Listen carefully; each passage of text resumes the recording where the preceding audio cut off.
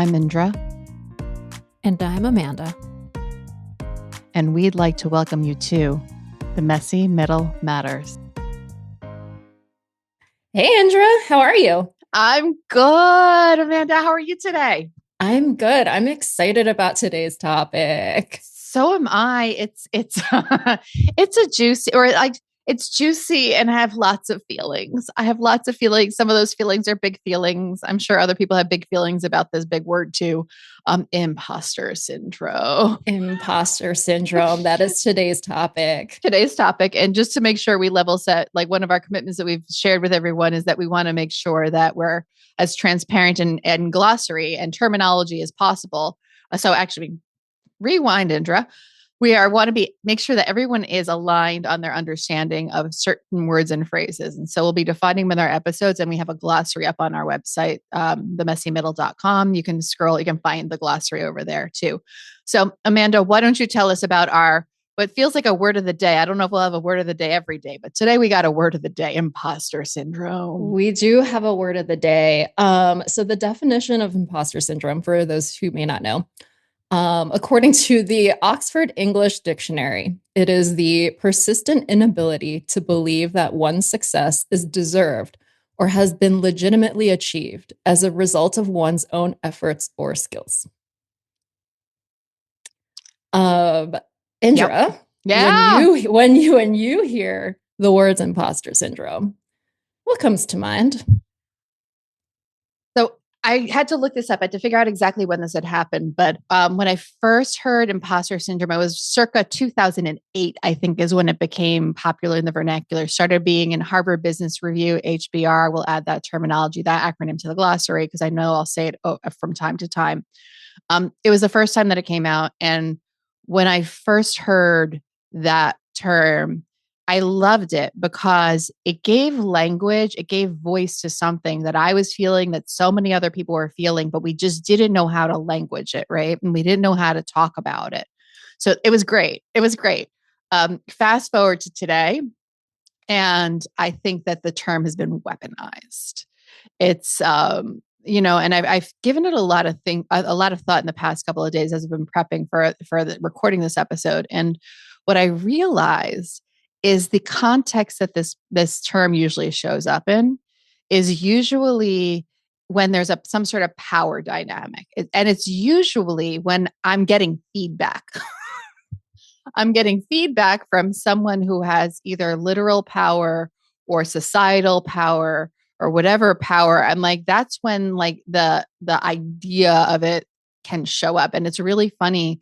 Okay. So again, I've been prepping and found a research study. The first time that I'm seeing this, and I'm not a researcher, but according to Google, the first time that I could find it, I found a paper from 1978 titled "The Imposter Phenomenon in High Achieving Women: Dynamics and Therapeutic Intervention." Oh, that's a lot of words that are scary. It's a lot of scary words, but like, I was just like, oh goodness gracious. Like, it's so funny how whenever I find something that's older that echoes something that I've been feeling, or, amplifies something that I'm feeling. I don't know which one this one is. I'm like, oh, it must be onto something. And so like for me, like, and the fact that we call it a syndrome, like it makes it feel like you're sick with something, like you've got some affliction. Like that's not it. I don't know, Amanda. No. What do you think? Yeah, you said syndrome, and the word syndrome is giving, or imposter syndrome, and calling it a syndrome, it's giving hysteria. Word. And I don't like it. No. And actually, prepping for this episode, I've had imposter syndrome like in the back of my mind a lot. And I heard in the last, I want to say week, 3 different people have said, yeah, I'm feeling really imposter. Like I'm feeling a feeling of an imposter syndrome, or like I'm feeling like an imposter. And I think the term imposter syndrome is way overused, and I'm not sure why. I think part of it is it actually is imposter syndrome, regardless of the word syndrome. But I wonder how much of it is it's something else. Something else Right. completely that we're just calling imposter syndrome, or we think this is what imposter syndrome is. 100%. Like, you know, when you sit down and you sit with the thought of imposter syndrome, whether you're literally experiencing it at a moment or you're thinking back at it or whatever it might be, it's really a collection of feelings. It's really just a collection of feelings of often of not enoughness, right? Or, feeling like you're faking it till you make it. Like, and I don't think we have these feelings in all sorts of different parts of our life. But when we talk about work, suddenly it gets labeled imposter syndrome. Like, what in the nonsense is that? Yeah. I know I mentioned pottery Yeah. in episode 2. Two, probably. Yeah. But I'm gonna mention it again because I Do had it. my pottery class yesterday, and someone in my class said, I'm feeling real imposter syndrome about this because like pottery is hard. Pottery is really hard, and you Mhm. have to just keep doing it and keep practicing in order to get it. And there is that feeling of like, I'm not doing this right, or I can't do this, or like, what is there something wrong with me because I'm just not getting it? And I don't think that's imposter syndrome. There's no fear of being found out as an imposter, which is, I think, why it's called imposter syndrome.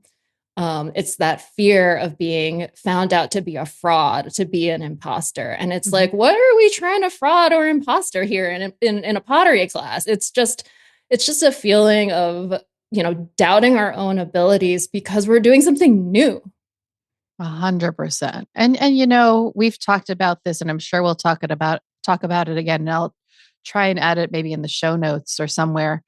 There's that one article, and I misquote it every single time. It's the New York Times article where it's like I think it's an opinion piece where somebody said you should always be doing something that you stink at. You know, and in their example, it's surfing. Both you and I enjoy stinking at surfing. Um, I think you're better at it than I am, but because you've done it much more recently than I have. But like it's good to do things that you're not perfect at. I think there's too much of an addiction of perfection, in our society these days. So I love the fact Oh, that you're like you're doing your pottery and you're like it's a fun place to just have fun, stink, and try something new, and yeah. then get better. Not stink forever. Like you want to. What do I like to say? Make new mistakes every single day. Yeah. I think we can do a whole episode on the link between, quote, imposter syndrome and perfectionism, Probably. because I think they're linked. I think you're right. I think you're right. But like you and I had a really early on in our relationship. Like so just to bring everybody up to speed who hasn't listened to the past episodes, like Amanda and I used to work together, and in the organization I was more senior.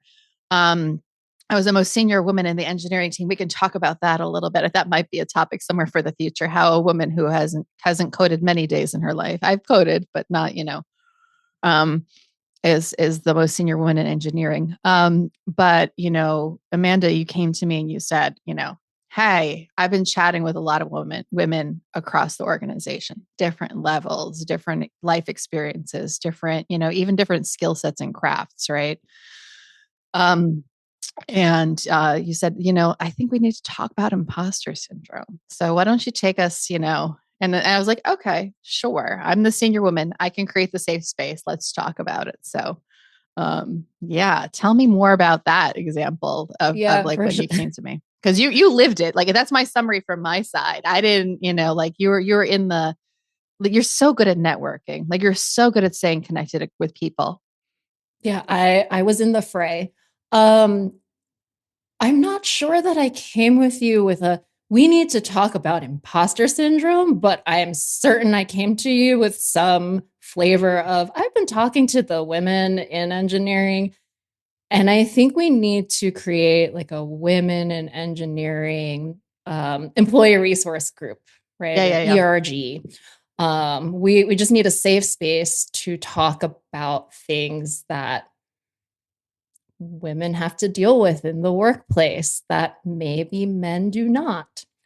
And then so I think we contacted all of the women and we were like, hey, would you be interested? Like, no pressure. Yeah. Would you be interested in meeting at, in some cadence as a group to talk about things? And I think most, if not all, the women in engineering were like, yes, I think we had to like 90% attendance, or like it was like you said, it was an optional activity. Yeah. Right. It was optional. And I think that first meeting was when everyone was like, can we talk about imposter syndrome? Maybe that's when it came up. Your memory might be better than mine. Yeah. Like, can we? And I think just the resounding voices in the virtual room of just like, yes, we need to talk about this. I'm feeling it. Can we do something about this? And it was really cool because one, we established that this wasn't going to be a women's group where all we did was complain about the men. And two, no one needs that. Like, no, really, no one needs that. It's not healthy. It's not useful. No one needs that. no. And two, like, we were willing to talk about the issue and put in the work. Mm. Because once this topic was brought up, we were like, okay, what are we going to do about it? Right.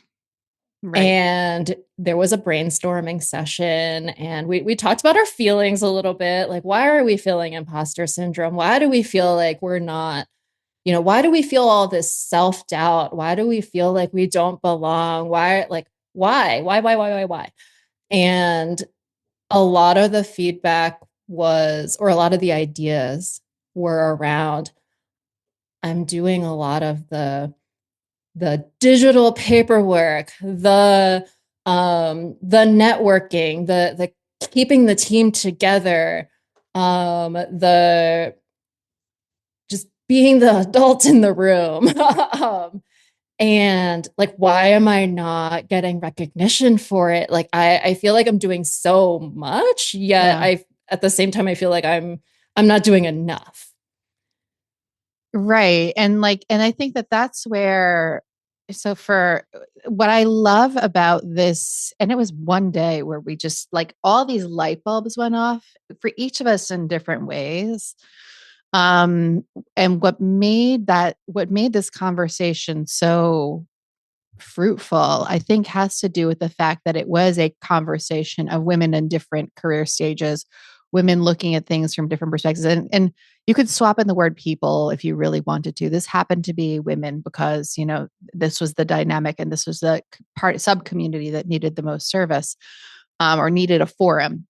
And, what was really fun is, it was a brainstorming piece, right? I think everyone brainstormed. Like you said, we found these affinity things. And me coming from my life experience, I was like, oh, wouldn't it be fun? Because the thing that happens with this type of work that you're talking about, Amanda, is it's so valuable, right? It's so important and it's so valuable, but it is never rewarded. If it's rewarded with here's a fancy sweatshirt, or here's a prize, or here's $500. But like when it comes to review time and to, promotion time, oh, no, that's not on our career ladder. You don't get to get promoted over that. Like, you're the most important person, part of our team, keeping this all together. I'm not going to say that out loud, but if you weren't there, I will say, if you weren't there, this wouldn't have happened. But I'm so sorry, because you were doing all these other things, you couldn't meet the criteria of what was happening, like what would get you promoted. So stay in your place. And just to be very clear, like, the folks that we worked with within this particular organization, a lovely, lovely bunch of individuals, right? So like, I don't want to, this is not some sort of slamming session, it's just the friction that can happen within an organization, because I think that women naturally will look to see what's needed to get done. Let me just do it. Right. I just think that that's in our thing. And because I was coming at it from hearing from it with the life experience that I've had, I was like, oh my goodness, wouldn't it be fun to see if we could turn this into some sort of career ladder where it's actually measurable? Because the reason that women don't get, or people, but the reason that people don't get promoted for doing this kind of work is that. So, but Right. we'll It's talk not about that. explicitly, yeah, it's not explicitly called out in your job responsibilities on the career ladder. Right. And that is what is being used to as a rubric to measure whether or not you get that promotion. 100%. And we're going to dig into that a little bit more in our next episode, because that's a whole that we're going to talk about.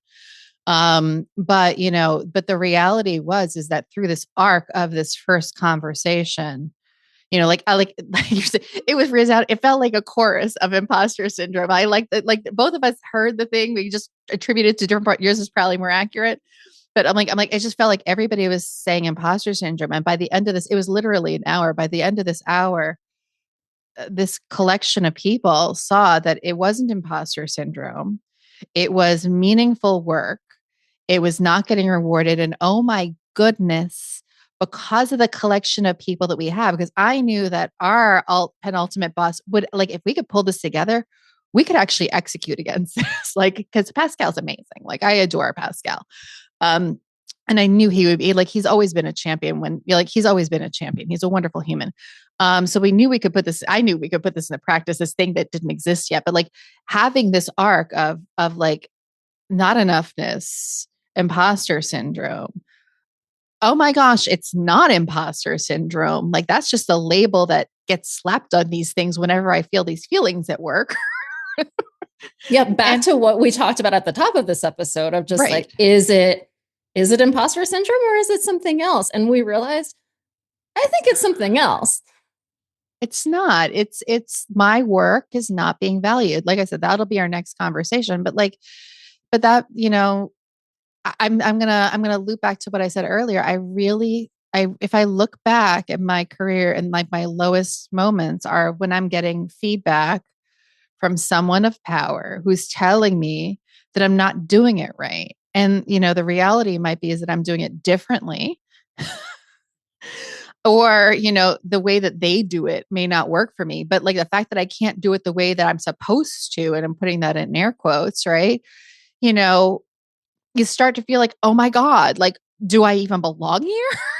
like, like, do I even belong? Like, why did they hire me?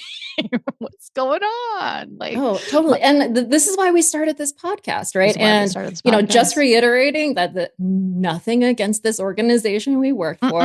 It was just a shining a light on this very real issue that was happening at our organization and at many organizations. Everywhere. I'm close to saying everywhere. I don't mean it. I think that I would be shocked if, I would be shocked to find an organization where there wasn't something, because we do live in a world and in a country where there have been certain power dynamics for centuries that seep into the workplace. So that's why I'm going to say some of them might do it a lot better than others and might not have the challenges. And we were so lucky to be in a place where we could explore this and really bring light to it. Bring light to it and find a solution that we could implement. So, yeah. Do we want to tease the solution? I don't know. I think it's a slippery slope. I don't know if I'll be able to hold myself back. I know. I think it's not just a whole other episode. I think it's a series of episodes. It probably is. It probably is. We'll start off with one. We'll give everybody like a little bit of glimpse into the solution for, for this. But, I think that, for anyone listening, really do sit there and think. My recommendation for whatever this is worth, if you're receptive to it, is whenever you feel this imposter syndrome, just sit with it, and which is hard. So I'm not as simple as not easy, right? Just to be very clear. Sit with it. Think about like, is this me or is this them? Right? Is this the situation that I'm finding myself in? And is this the label that they give to these feelings in this situation? Because, as we were talking about So Amanda and I, the podcast, we announced that the podcast was live. Like we did a hard launch yesterday. So from this recording date, right? So just so everyone knows where we're at. And before that, there was a lot of kicking the tires and, sorting some other stuff out. But we hard launched yesterday and, getting the podcast out the door and then receiving all the feedback from people. Most of it's been exceptional. So thank you everyone who's given us really good feedback. I mean, even the ones who've given us stuff, constructive criticism, it's been really, really positive. But like that feeling, like, this is the first time we're doing something like this. I mean, like you could have imposter syndrome a lot, or you could sit there and be like, no, this is the first time that I'm doing this. And anyone who's figuring out how to mix audio for the first time in their life will feel like this because these tools are convoluted as anything. I know it felt like such a meta moment. The realization of just like, Indra, I'm feeling imposter syndrome right now. Like, what are we doing? Who's going to listen to us? Like, who do we think we are, Indra? And we are Indra and Amanda and Indra, two fantastic women who have experience to share with the world. Right. But like fighting through this messy middle of 100%. Learning new tools, learning how to do this thing. Just the world of podcast in general. Microphone placement. I made Amanda record. So as I'm mixing, I'm like, I wasn't in love with my voice for the first 2 episodes, whatever, big surprise. Who is? But I'm like, oh my gosh. Like, so I started messing with my audio for the intro. And then I started messing with, I'm like, Amanda, record it like it's like keep the microphone like it's an ice cream cone, which is advice I got years ago. So like, yeah. This is as close as I'm gonna get, and this feels really awkward. But yes, I am. You sound very NPR right now, like an ice cream cone. It's very NPR when you do that. I know. I feel like a delicious dish. Okay, but yeah, it's so to come back to the advice that you were giving, Indra, of just saying, whenever you feel what you think is imposter syndrome, just sitting with it and really thinking about it and thinking if it is imposter syndrome or is it something else? Is it a more systemic issue like we realized, with that women in engineering group? Or is it just self-doubt because doing something new is uncomfortable? 100%.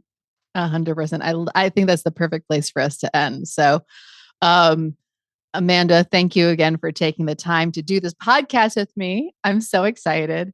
For anyone listening, you can find we have all of our information up on the website, themessymiddlematters.com. If you want to give us feedback on the episode, themessymiddlematters.com/feedback. We have a Google form where you can give us anonymous feedback. We're on all networks. We've got our YouTube channel up and everything. So please do share. I mean, share your feedback, because this is not about as much fun as we're having. It's not about us. It's really about how we can help others. And that's really what this is all about. So please join us next time when we discuss how we transition from shifting from that feeling of imposter syndrome to it's something else, to making it actionable and measurable. So see you guys next time. Bye. Bye.